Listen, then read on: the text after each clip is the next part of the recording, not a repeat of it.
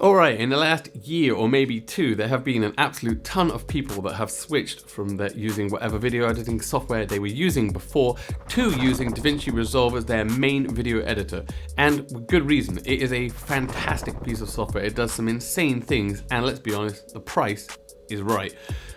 I have still kept the Adobe suite around for some things. I use Photoshop and After Effects a lot, and I still occasionally use Premiere Pro, but the majority of my work is now done in Davinci Resolve. However, I see a lot of the videos that people have made to do with why you should switch, and they kind of focus on the same things. So today I'm going to give you 5 things that you might not have considered or you didn't know that the software did that might tip it for you if you're considering switching to Davinci Resolve. Let's get into it.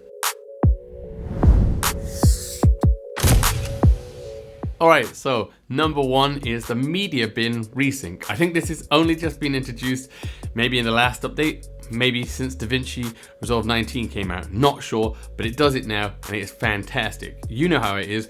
You keep adding clips to a project, maybe you've not shot it all on the same day, you've shot the majority of it, so you put those clips from say an FX3 into a folder and then put that into your editing software. Later on, you need to add some more clips, maybe there's some B-roll clips you forgot, so you shoot some more, you sling them in the same folder because it's from the same camera, and then you need to go and find where they are and drag them into your editing software.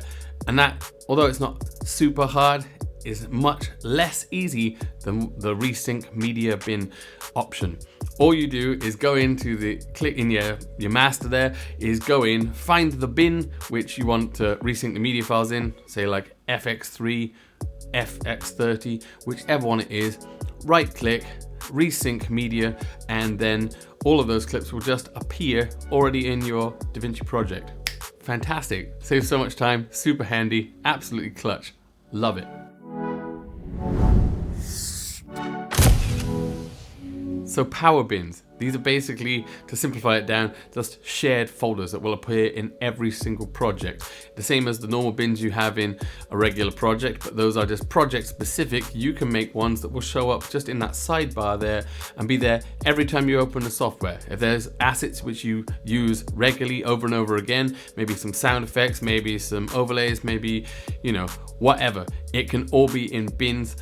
It won't show up as standard though. You do need to go up to the top of the media pool there. There's like 3 dots in the corner. Click on that, go down and show power bins. Now, in that section, you can just add however many bins you want for your organization. And in every project, you'll have these things that you put in the power bins. Fantastic.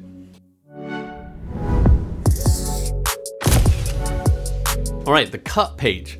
The cut page is interesting and game-changing once you get used to it. I'll be honest, I used to look at the cut page and be like, ugh, no, I don't like that, it seems weird. And once you get used to it, it's actually fantastic. Now you can use it with just a regular keyboard and mouse, that is great. You just need to learn all the keyboard shortcuts.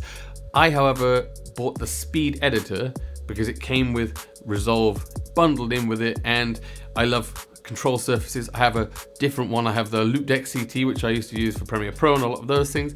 I'm a fan of control surfaces, and the speed editor, if you have that extra cash or you haven't got Davinci yet and you want to buy that and get Davinci bundled for free, highly recommend it. Then you get all the jog wheel, which is fantastic, and all those controls. And once you get used to the cut page and the way that it works, because it works completely different to the editing page, you will fall in love with it. It is fantastic. It makes things so fast for laying down an initial edit, and then you can go into the edit page after that and go and refine it. It just makes laying everything down on the track and like in the actual layout of the how you want the project, just super fast and super easy. It's just a little bit strange if you come from a traditional way of editing, like in the edit page. All right, so I will link some tutorials from a guy I mentioned in the last video, Darren Moisten, who is a professional colorist, and he has some great videos that explain it way better than I do.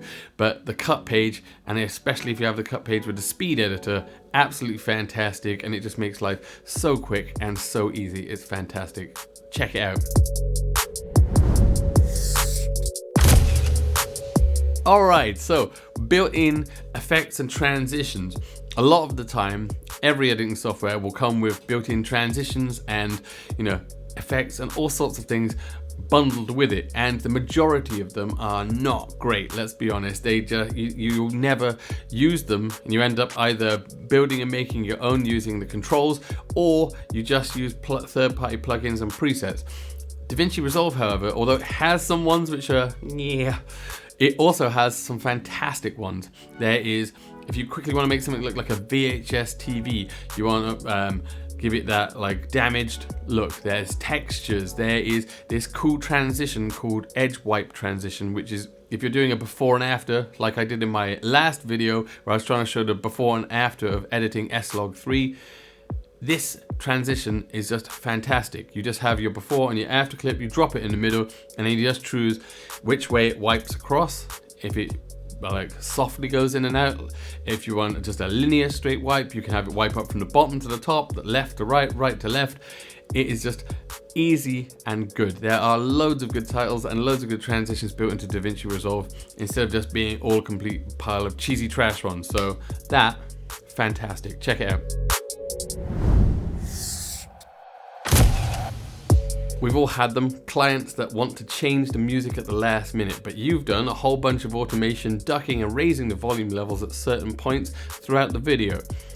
Switching it out is a pain. You have to delete the track, you have to put the new one in, maybe trim it down, and you have to go all the way back through and change or rewrite all the automation for the keyframes for the different audio levels.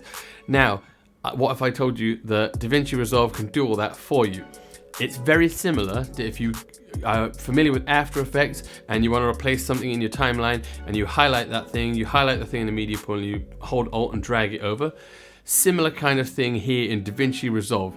You highlight the track that's in your timeline, you highlight the new music that you want to change it out for in your media pool, and then just hit F11 and it will swap those two music tracks, but it will keep the keyframe automation for the volume the whole way through. This is so good, and it will save you hours, if not like just a lot of time. It will save you a lot of time and no need to go back to and do all that keyframe again. That is fantastic. It is just, yeah, super cool. Couldn't ask for more. Davinci, good job.